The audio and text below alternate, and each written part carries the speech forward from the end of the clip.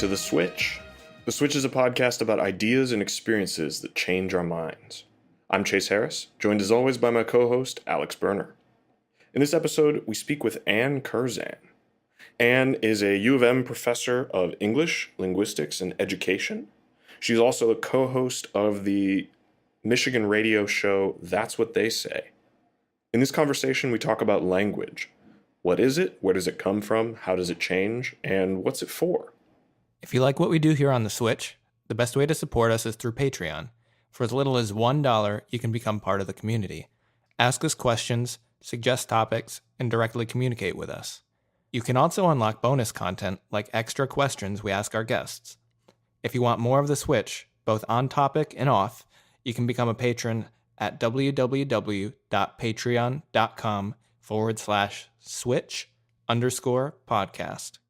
You can also support us by rating and reviewing on iTunes, Google Play, or wherever you listen to us. If you want to connect with us on social media, we're on Instagram and Twitter at switch_podcast, and on Facebook we are The Switch Podcast. So, without further delay, a quote from the book Mindfulness in Plain English. In my experience, I've found that the most effective way to express something in order to make others understand is to use the simplest language. And with that, I would like to introduce our guest for today's episode, Anne Curzan. Welcome to The Switch. Thanks. I'm delighted to be here. Before we get into our main topic of language and all things linguistic, I want to get a sense of your background, where you come from, where you developed an interest in the things that you've studied, and how you sort of got to where you are now. So, take us through a little bit of who you are. Well, we'll start with where I am right now, and then we can get to how I got here. Sure. I am a professor of English, linguistics, and education at the University of Michigan. And a certain number of folks I meet aren't entirely sure what linguistics is when I say that I'm a professor of English and linguistics. And that is completely fair, because I have to say that when I started college, I wasn't sure what linguistics was. It's not surprising to me at all that not everyone knows what this is. Linguistics is the systematic study of language. And there are lots of subfields within that. You can study psycholinguistics, language in the brain. You can study historical linguistics, how languages change over time. That's what I study. You can also study a particular part of the structure of language. So you can study the sound system, you can study grammar, you can study how words are put together, you can study conversational analysis, which is really fun. You can also study dialects and why does language vary across region and social group. So all of these are kinds of linguistics. I discovered linguistics in college. I had loved learning languages since I was in elementary school. I thought it was fun to learn languages. I had studied a couple of different languages in junior high school and high school. And I got to college and I knew there was this thing called linguistics. I thought, well, it sounds like something I might be interested in because it's clearly about language. But I went to college as a math major. I had always been good at math. I liked math a lot. Did the intensive math full-year course my first year in college, but I took a linguistics class and I thought it was very interesting. It appealed to the mathy part of my brain because it's about the structure of language, but I also loved the quirkiness of language, and I thought that was really interesting and cool. And then my sophomore year in college, I took a course called The History of the English Language, and that course really changed my life. And I now study the history of the English language. I took that course and I thought, I want to know what that professor knows. And I'm still trying to get there. What do you think it was that the history of the English language changed about your perspective? I mean, you said it changed your life. I'm curious about the details of what that change looked like. Well, the first thing I mean by it changed my life was I discovered this field of study that I was passionate about, that I thought if I could spend my time investigating the mysteries of the English language, that seems like a pretty fun way to spend my time. What I hadn't, I think, at that moment realized was the ways in which studying the history of the language had all of these real world implications. And when I went to graduate school, I had an advisor who really showed me where the rubber meets the road when you do linguistics. And that was a second moment where that was life-changing, because I thought, it's all the more reason that I want to devote my life to this, is that there are a lot of misconceptions in the world about how language works. And if we think specifically about English, a lot of misconceptions about dialect variation, about language change, which means that people judge other people and discriminate against other people based on how they talk. And one of the things that I'm working very hard to do is get more information out there, which would allow people to understand how dialects work, why people speak differently, how languages change, which would allow people to be kinder and more fair to other people and embrace diversity in language along with diversity in people. So I think that's a great place to segue into my first question that I wrote down for this, which is, what is language? What's it for? That is a very hard question to start with. I'm going to narrow it down a little bit to talk about human language. Sure. Yeah.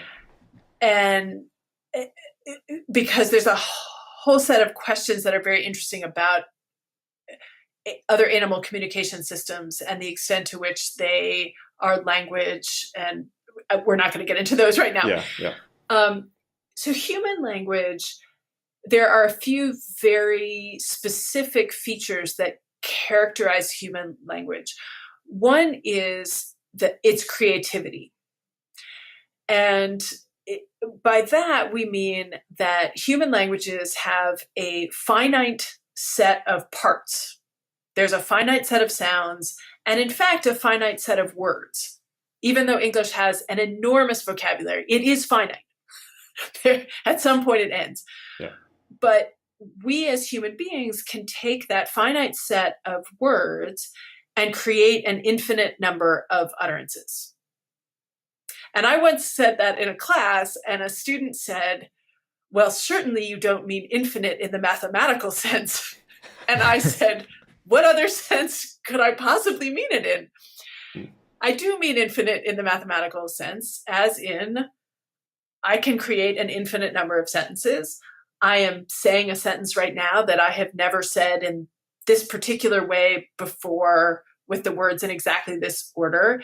And you are understanding, I hope, this sentence that I'm saying in this order because you and I share a human language, which means that you have the parts, I have the parts, and we share the rules that allow me to combine the parts in a meaningful way.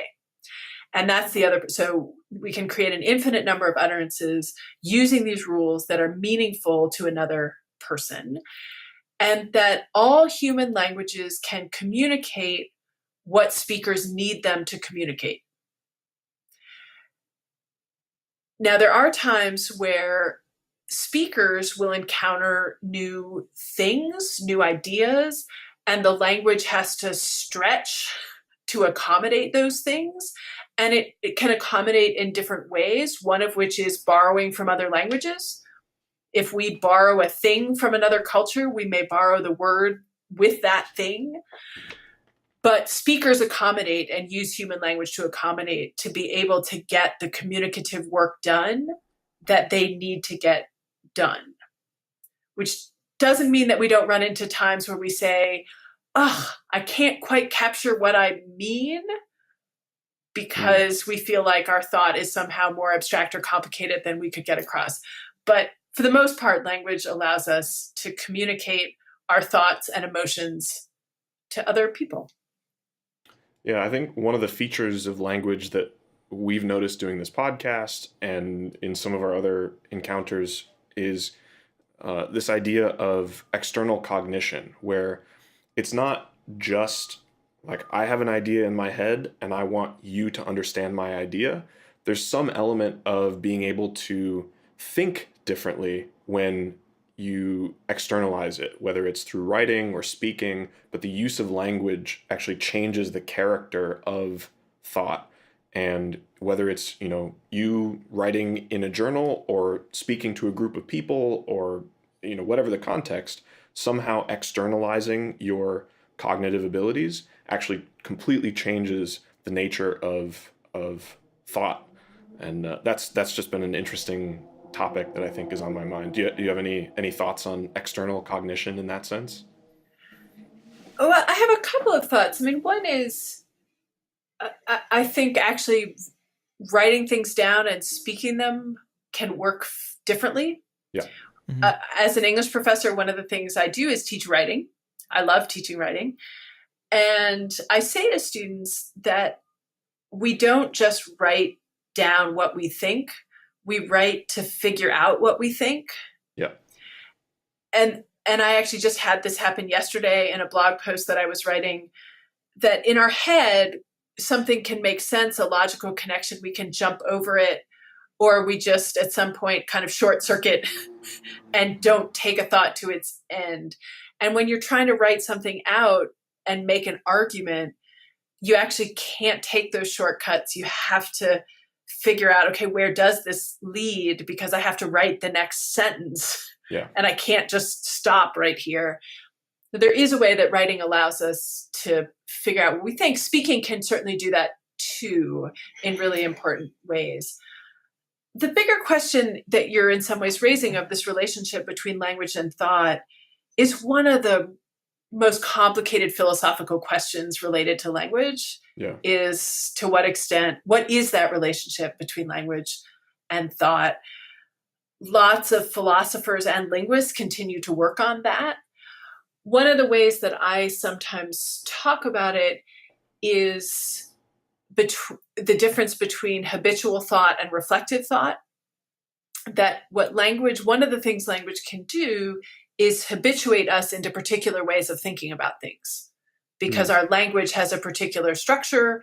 And so we can just get used to thinking about things in particular ways, whether that's the color words that your language has, or the fact that your language makes a distinction between the example is things that fit tightly versus things that fit loosely. And so that's something that you notice in the world because your language asks you to notice that.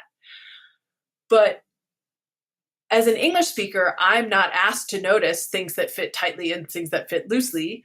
So I may not go around the world noticing that, but it doesn't mean that I can't notice that. If someone says, look at that, I can do that. And that's the reflective thought piece, that we can step back and question what our language habituates us to thinking about. That's also part of being human, is being able to reflect on the structures in our own language. Yeah. So I want to ask about the sort of historical side of things. Mm-hmm. Where do languages come from? How do they develop, and how do they evolve over time? Let's start with the fundamental fact that all living languages change.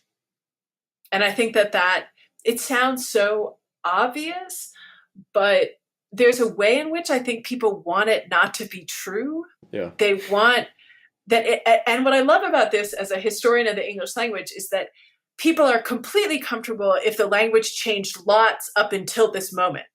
They think, oh, it's so interesting that English used to be that way and that word used to mean that thing. But then when I say, well, now this word is changing right now, they will say, no, I don't want that word to change. I don't think unique should mean unusual. Unique has to mean one of a kind, and it is wrong if it means unusual. And I say, it's just doing the same thing that the word decimate did, because it used to be kill 1 in every 10. And people say, that's so interesting. And I say, well, in a couple hundred years, people are going to think it was really interesting that unique used to mean one of a kind. But they don't like that when I say that so much. But so all living languages change, and there are a few reasons for that. The first one is that every child that learns language doesn't just learn language, they reinvent language. And I love that. That's someone who studies child language acquisition used that verb, and I have adopted it, that children are reinventing language. Babies are born into the world and they are hearing language, or they're seeing sign language if they are deaf. And nobody's saying to them, again, let's take English. Okay, baby, the article comes before the noun. So it's the dog, not dog the. Nobody says that. They just listen to the data all around them all the time, and they figure out that it's the dog, not dog the. And they figure that out before they can even talk. They're figuring out all these rules. But in that process, they will hear some things and come up with a slightly different rule than what the adults around them were saying, or the rule the adults were using. And here's an example to show you what I mean. And it's a very recent change in English that I love because it shows the creativity and intelligence of children. And it is the new verb verse. And I don't know if you know this verb, but you will hear younger people say, who is your team versing tomorrow? Oh, yeah. As in, who is your team playing against? Yeah. Or we versed the yellow team and tomorrow we verse the green team. Right. And I started hearing about this 7 or 8 years ago from parents who said, Anne, what is happening with this word? And pretty much make it stop. and I said, I don't have children. And so I have to rely on other people to tell me these things. And I said, that is so interesting. And because of what has happened here, and what's happened here is a back formation. And I'll explain what that means. If you think about what kids will hear, let's imagine that they're listening to the radio or listening to television, and they hear about the US Open tennis. Tomorrow, Federer versus Nadal, or Serena versus Venus Williams. Well, if you just hear that, that sounds a whole lot like tomorrow, Federer plays Nadal. Yeah. Serena plays Venus. If you're a kid learning language, you just assume that that is a verb. And if that is a verb, then you can have people versing other people, because verse means play against. In other words, kids reinvented the language and they came up with a new verb in the process. And I think that is, well, obviously it keeps me in business, which is helpful, but it's also just fascinating to see the language change in that way, and change because kids are changing it. Then in terms of other reasons language changes, one important reason is that languages come into contact with other languages, because speakers come into contact with other speakers who speak other languages, and speakers of a dialect of one language come into contact with speakers of another dialect, and that contact changes language. There is, from what we can tell, some natural drift in language, that some words, for example, will pick up more general meanings or more specific meanings over time, whether that's through kids. Sounds change over time. We're in Michigan. There's something very interesting happening with Michigan vowels. You may have noticed this. If you go to the grocery store, I am not from Michigan. I'm from the East Coast. And I would say, can I have a bag? But what I will hear is, would you like a bag? Mm-hmm. And someone will say, I'm going to go walk around the block. I would say walk around the block. You hear these vowel changes. This is happening in language all the time. So lots of reasons language changes, and we need to just accept and enjoy the change. Now, I realize this is a long answer, but let me just say, because at this moment, there are listeners who are thinking, this woman has no standards. And I know that they are thinking that because some people will say that to me. They will say, Anne, you have no standards. How are you allowed to be an English professor? Because clearly you just think it's all a free-for-all and language changes all the time and it's all good.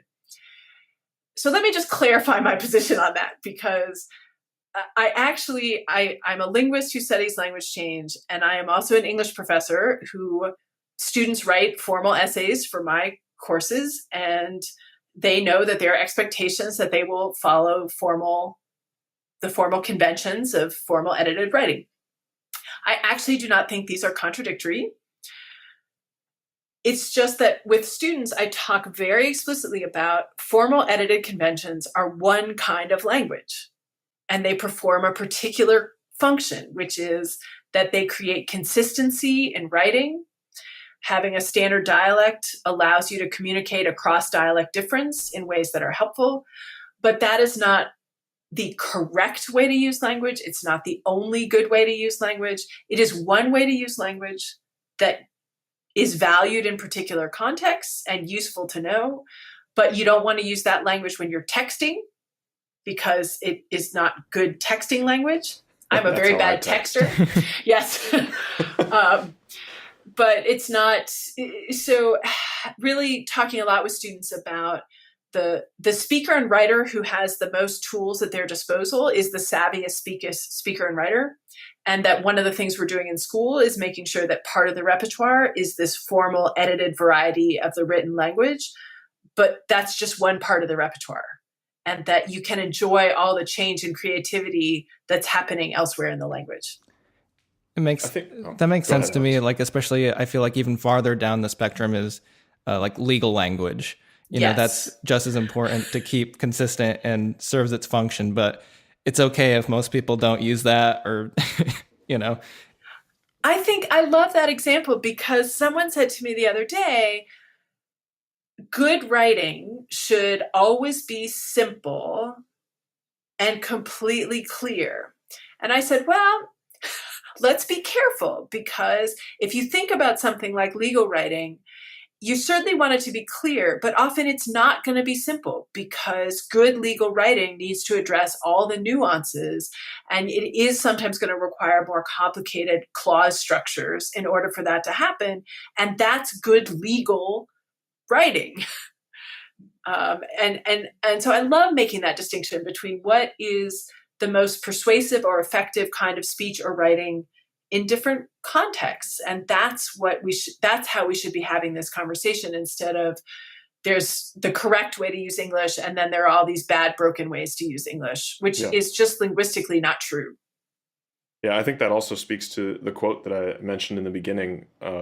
What he's really saying, and he goes on to explain it a little more in the paragraph, is there's no reason to sort of needlessly cloud language if your goal is to convey an idea so that someone will get it. He's saying use the simplest language possible so that, you know, you're not obfuscating any ideas.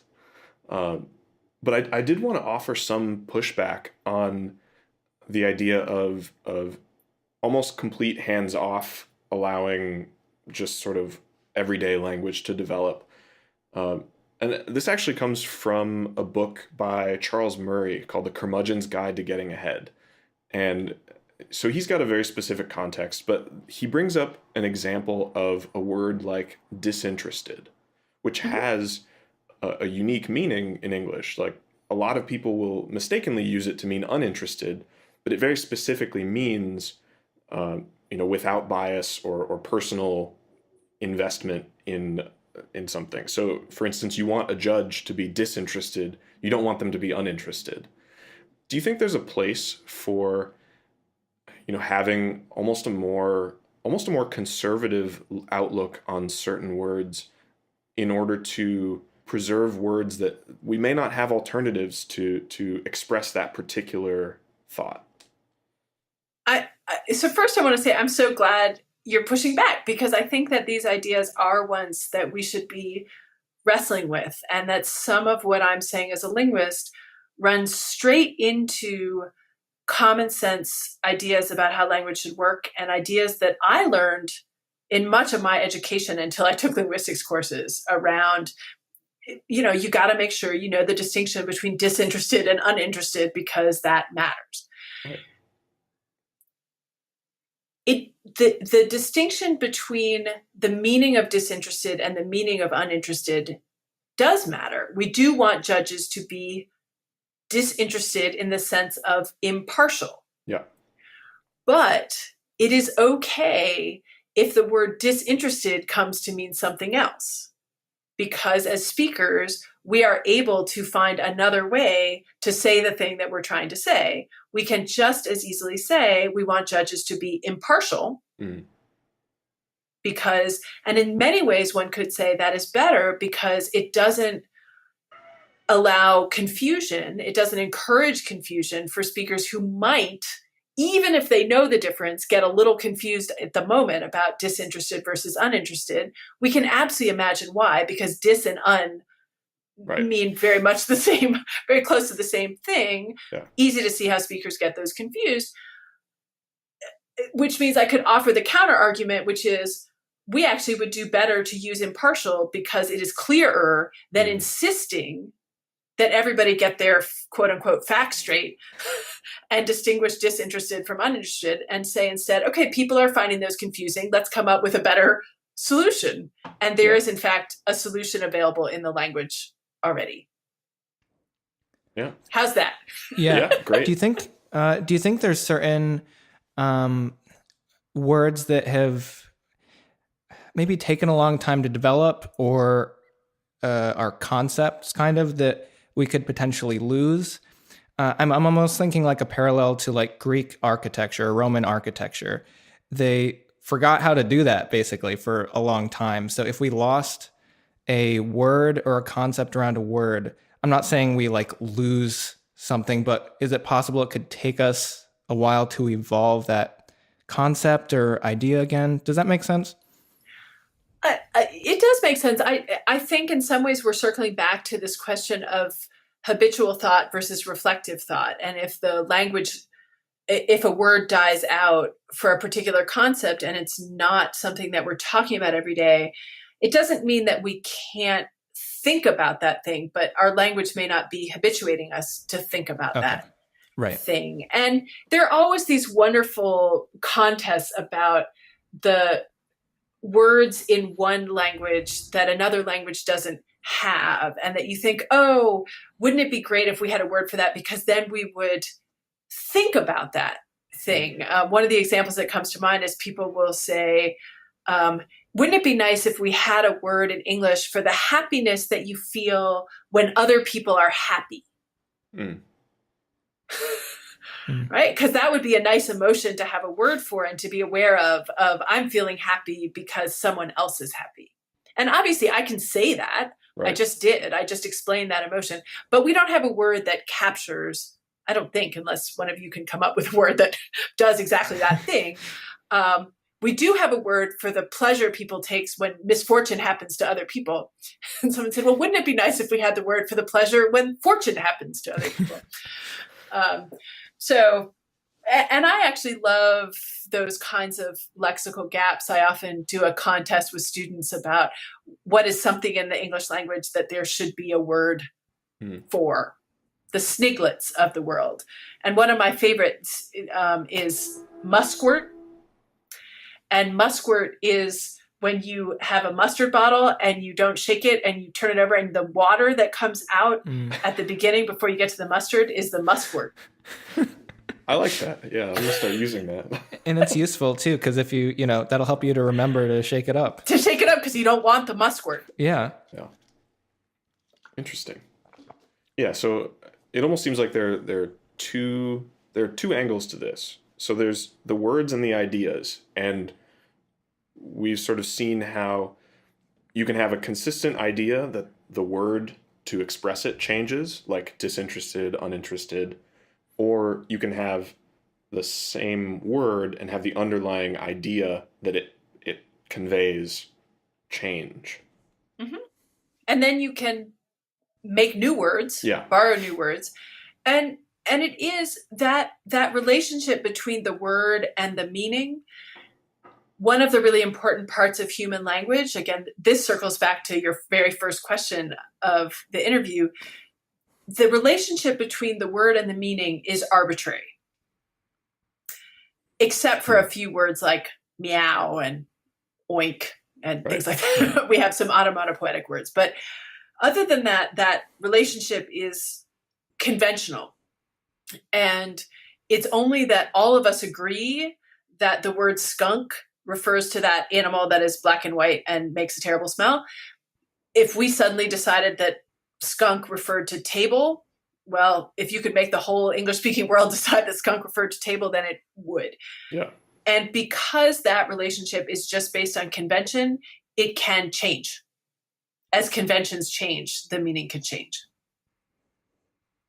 So how do these words end up in a dictionary? I know I've heard your talks before on this topic, so I wanted to give you an opportunity to talk dictionaries. But yeah, how do they end up there? I so appreciate you giving me the opportunity to talk dictionaries, which I know that listeners right now are going, don't go there. But dictionaries are much more interesting than people realize. And I always put them on my syllabus for my intro linguistics course, and the students think, and they don't just think it, they say it to me, are we really going to talk about dictionaries? And I say, oh, just you wait. You're going to want to talk about them even more than they're on the syllabus. Because dictionaries are human endeavors. And when I first started studying them, I started to think about the way we talk about them. So even when you hear someone say, like, look it up in the dictionary, which suggests that there is only one of them that comes in different colors or something, and that it is the authoritative source. So you go look it up in the dictionary, and the dictionary will give you the answer about how that word is pronounced and what it means. And I grew up that way. We had dictionaries in my house, and my parents would say, go look it up in the dictionary, and I would. When you step back from that and say, wait a minute, who wrote that dictionary? Most of the time people say, I have no idea. And it's actually often not easy to find the names of the people who edited or wrote the dictionary that you have in your house or that you're looking at online. But real humans made very real human decisions about whether a new word should get in. These folks are called lexicographers. They're dictionary editors and writers, and they are tracking change in the language. They're tracking newspapers and magazines and the web now to watch for new words as they come into the language. And then they're trying to figure out, is that word going to stick? Because especially with slang, words come and go, and today's word is yesterday's news, and nobody remembers it. And dictionary makers don't really want to put that word in because it was just a fad. It didn't have any lasting power. But many words will stick, and they're trying to capture that. They're trying to capture, as words change meaning, as you were noticing, when do they want to add a meaning to a word to show that that has happened to the word? And what dictionary makers will say is they are just trying to keep up with us. They are not trying to correct us. They are not trying to keep the language stable. They are just trying to keep up. They will always be behind. And they're just tracking. And if we change the meaning of a word, they're going to put that in because that's now what that word means. And it's so interesting to me when people, if we go back to the disinterested example, and someone will say to me, but disinterested means impartial. And I think, okay, let's step back from that statement. If 80% of English speakers think that disinterested means uninterested, then what does disinterested mean? It means what people think it means, because that's actually how human language works, which, again, I recognize is uncomfortable. And people say, but how are you going to be precise then if some people are using disinterested to mean impartial and some people are using disinterested to mean uninterested? And it is true that you will have moments where people are using a word in different ways, in a way that can be ambiguous. And that is at some point why some folks who really feel strongly about disinterested are going to have to say, maybe I should use impartial because then I avoid the ambiguity there. I'm not going to be able to change that 80% of people who think it means something else. So dictionaries are in general more descriptive of the language than prescriptive? They are, and certainly now they have become, they are typically, the folks who edit them would see them as descriptive resources. And for listeners, descriptive meaning describing what's actually happening in the language, versus prescriptive, which is this sort of prescribing what should or shouldn't happen in the language. Now, you will see a dictionary like American Heritage tries to walk that line a little bit with their usage notes. And if you look at, actually, I haven't looked at, but I would guess that if you look at disinterested, there is probably a usage note there that says something like, this word, many people use this word to mean uninterested, or there is confusion about this. And that American Heritage has a usage panel, about 200 people. They actually just discontinued it, but I was on it for the last over 10 years.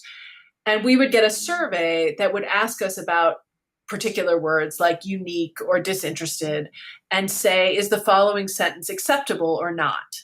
And then in the usage note, it will say things like 70% of the usage panel thinks that it is not acceptable to use this word this way, which allows you as a user of that dictionary to say, okay, if I'm writing a cover letter and I don't want to make people cranky, maybe I don't want to use this word this way because 70% of this usage panel doesn't like it. And maybe someone like that is going to be reading my letter and it's not worth it. But if only 10% of the usage panel cares, then maybe it's fine.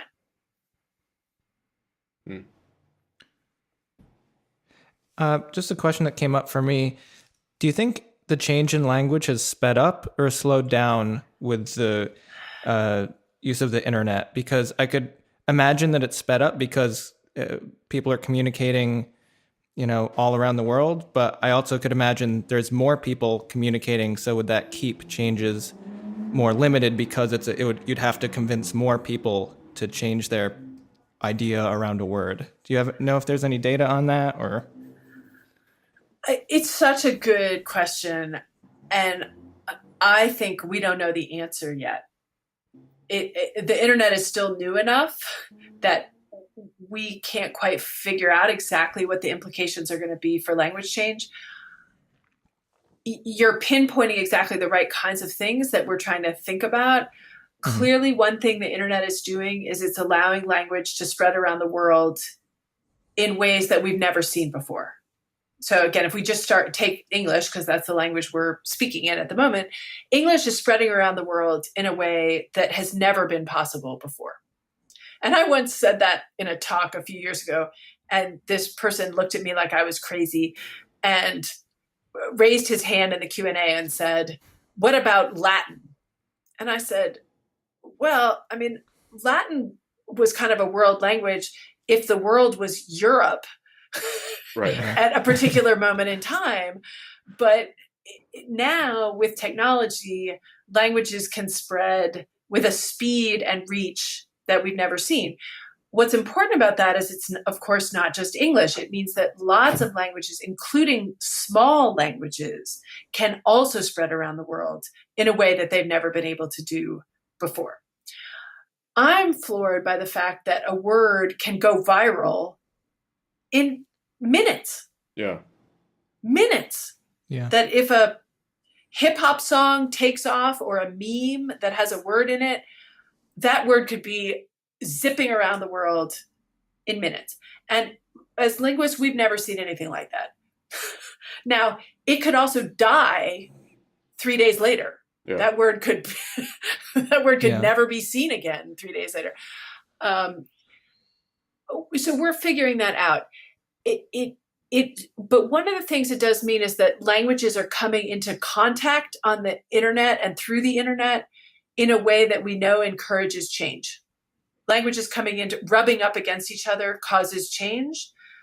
So that will cause change. And geographical spread and social spread will cause change. But there have been other moments when peoples have come into close contact before the internet that also cause rapid change. So we don't know. It's a fascinating time to be watching this and trying to figure out what's going to happen. Yeah. You mentioned that you had studied multiple languages in high school. I'm curious, what other languages have you studied, even in the traditional sense or as a linguist? Mm-hmm. I started studying French when I was in junior high school. I will say one of my regrets in for which I hold my parents responsible, although they had no choice, because both my parents were monolingual English speakers, which I really wish that one of them had controlled another language in a way that they could have raised me in a bilingual house. Because to be fluently bilingual from home is it's an amazing asset to have. Yeah. But my parents only spoke English in the house. My dad had some Yiddish, so I picked up some Yiddish. But I started studying French in junior high school, which, given everything we know about language acquisition, is later than I should have started studying language. It would have been much better if my brain had been younger and more flexible, but it was not. So I then studied Latin in high school, mostly because that was what I was told. Everyone said that's how you do well in the SAT, was you study Latin. And so I studied Latin because my parents told me to study Latin. Although I'm very grateful I did. You learn a lot about grammatical structure through studying Latin. I took a year of Russian in high school, loved that. My dad's family comes from the Ukraine, and I was interested in Slavic languages in general. I kept studying Russian in college, did some French in college as well. And then after college, I went and lived in China and taught English in China for 2 years. And so I studied Mandarin right before I went, and I had a tutor every day that I was there. So I was speaking Mandarin Chinese for a couple of years after college. So it's a funny little collection of languages. I've studied some German written, and I've studied Old English as a written language. So in preparation for this, one of the books that I was sort of flipping through is Steven Pinker's Blank Slate. I'm not sure if you're familiar, but he talks about, specifically with language, how, even though we have this immense linguistic diversity, there's thousands of different languages, that there are a lot of features that we have in common among languages that are mutually unintelligible. So what are some of the features that make up languages, and why do we, I don't know, if you can offer any insight into why some of those features seem to be common, I think that would be an interesting thing to look at. Well, this is a particular field of study and a particular theoretical frame for thinking about what is universal in language and what do we mean by that. And this gets into what is shared in human cognition. There is controversy around this in terms of to what extent are these specific cognitive abilities that are related to language, specifically to language, or broader pattern recognition features that we use in order to learn language. That's an ongoing question and important conversation in the field. But we do know, in terms of just thinking about human grammars that can take this finite set of resources and create an infinite number of utterances, that is shared across languages. And then people are debating what kinds of more specific rules can you get about ordering patterns. Are there some ordering patterns between subjects and verbs, for example, that no language would have, no human language would ever have? Those are hard claims to make because there are a lot of human languages, and someone will try to come up with a theory and someone else will counter it with another example. But it's a fascinating area to be thinking about in terms of what is fundamentally shared. So if you think about a human baby has to be prepared to learn any language in the world. Because a human baby may encounter any language in the world. Right. And so that baby's got to be ready for any of those. And then that baby will be prepared to figure out the patterns and grammar of any human language that it is brought into contact with. And interestingly, it does appear that the baby will learn the language if there is another human being there speaking the language. Babies do not particularly like learning languages from tapes. There was sort of an industry people tried of you hang the recorder in the crib and it plays another language and the child will become fluently multilingual. And kids, they're not interested in the recorder. They're interested in another human being using that language to talk to other human beings or to them, and then they will learn the language. Mm-hmm.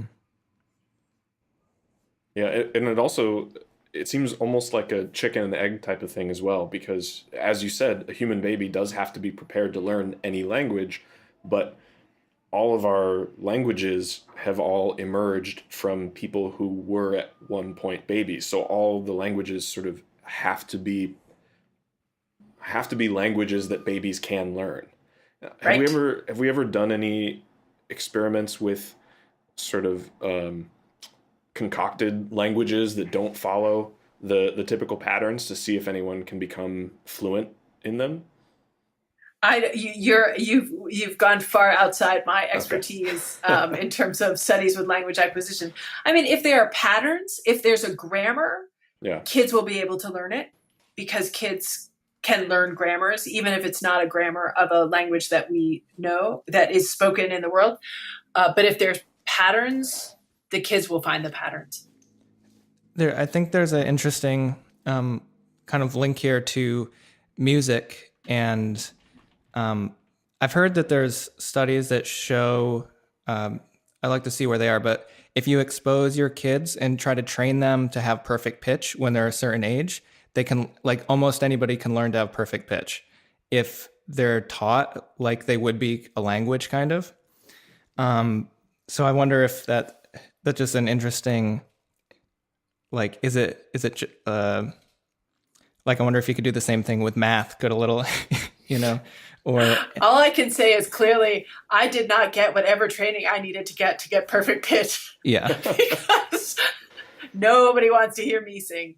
And I'm not sure that that's true, so I don't take that as truth, but I've definitely heard that they've been studying that.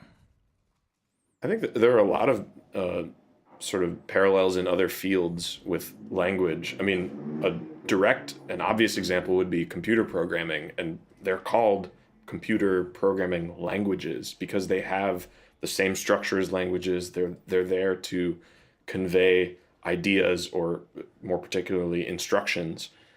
And even in music, we talk about musical phrases and having, we use linguistic language to talk about pieces of musical patterns. Mm-hmm. So there's a lot of other fields that sort of seem to have some similar characteristics. Mm-hmm. I want to get your view on how people typically teach language or teach English in an academic context. Are there things that you think we could improve societally in terms of how teachers are conveying English or language in general to their students? Like, are there any ideas you have or suggestions you could make based on your experience as a student and then as someone who has peers that are teaching students? I have many more thoughts than you probably want to hear at this moment on this question, but I will share a few of those thoughts. Sure. The fundamental one is that I would love to see us in the K through 12 language arts and English classroom teaching language in a more descriptive way and in a more exploratory way. That students at the University of Michigan tell me that a good number of them are not encountering much explicit language instruction or grammar instruction at all at this point. And the ones who have, it tends to be quite prescriptive around the comma goes there, keep disinterested and uninterested straight, which is really a usage issue. Don't split that infinitive, all these sorts of, a lot of don'ts. And what I'd love to see is that a little bit of linguistics was getting incorporated into the curriculum the same way. If you think about elementary school, junior high school, you're getting a little bit of geology, a little bit of chemistry. Even from a young age, you're kind of learning Yeah. what happens if you mix these things up in a beaker, or why there are earthquakes or whatever. You're learning how the world works. And if you're learning how the world works, you should be learning how language works, because language is one of the most fundamental parts of being human. So if you want to understand human beings and human culture, you need to understand something about how language works. And the wonderful part is that human beings are interested in language. We love to play with language. We like to make up words. We like to make up puns. We play hangman. We do crossword puzzles. We love language. And we could capitalize on that enjoyment and curiosity in schools, in classrooms. And in that context, you could then teach formal conventions and compare them with other kinds of conventions.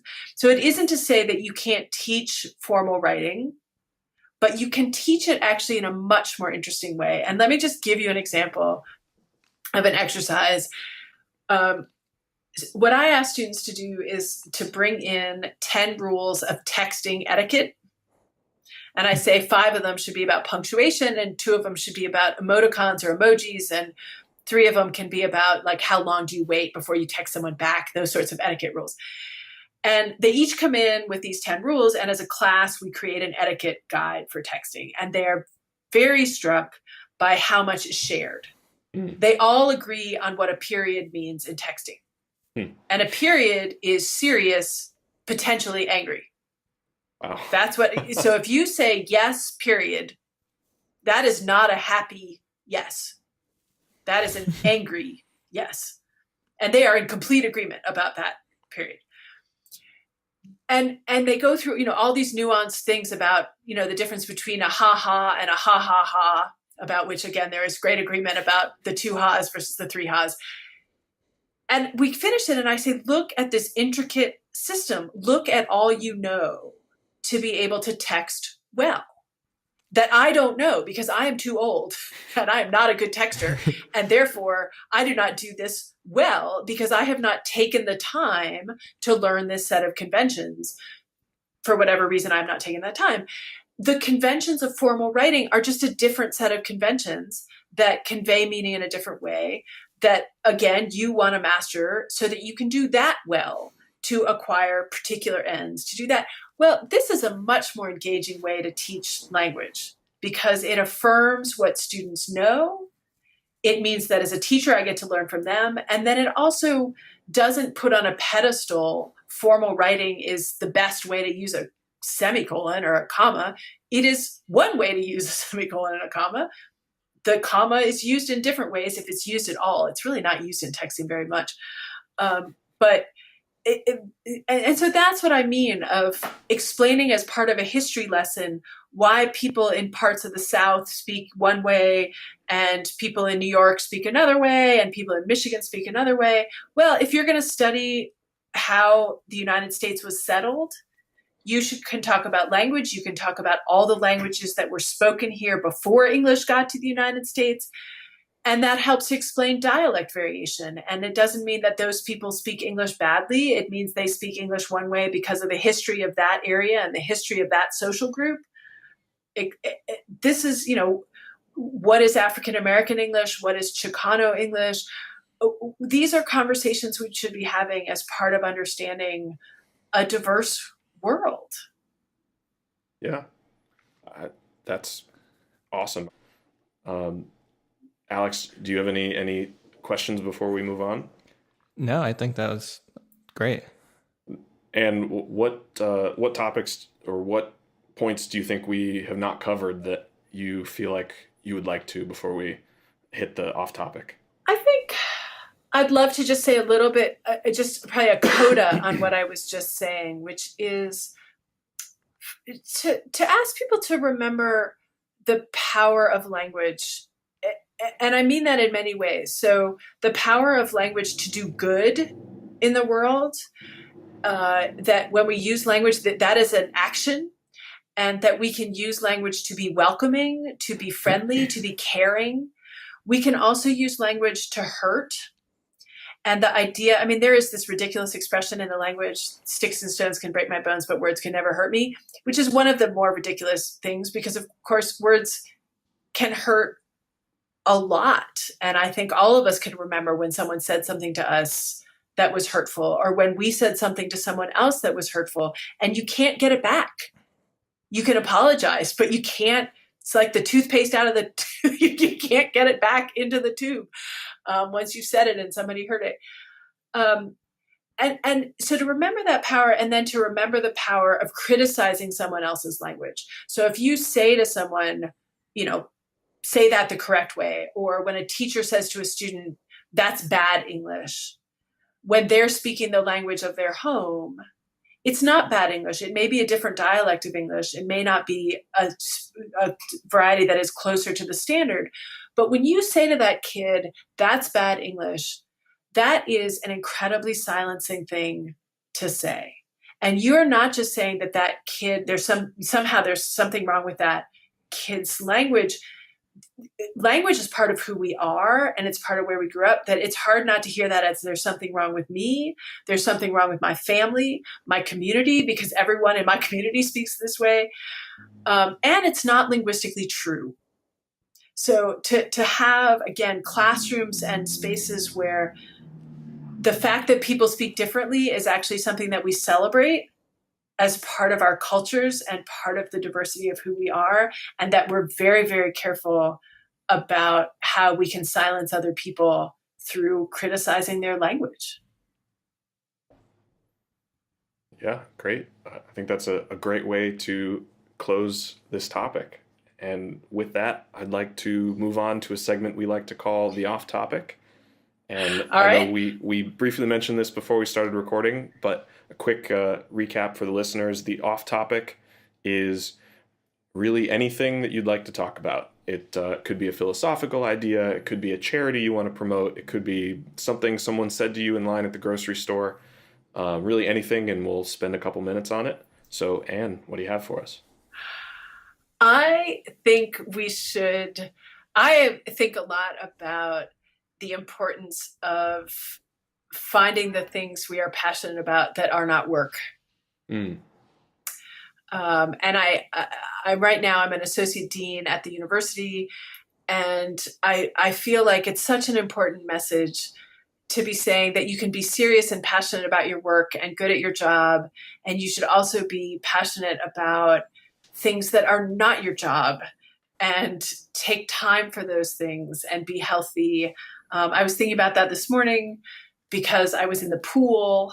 I was over at the public pool here in Ann Arbor, which is my favorite place in the summer, 50 meters outdoors. I was swimming with the master's program this morning, and it gives me peace. It gives me pleasure.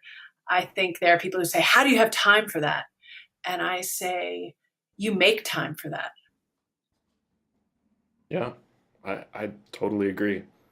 I think especially if your profession or your job requires you to be, engaged in a way where your ability to think about what you're doing is paramount to your success, you absolutely have to have something that you're passionately interested in that will let you disengage from that will let your subconscious process things, that will let you, have some contrast between work and not work.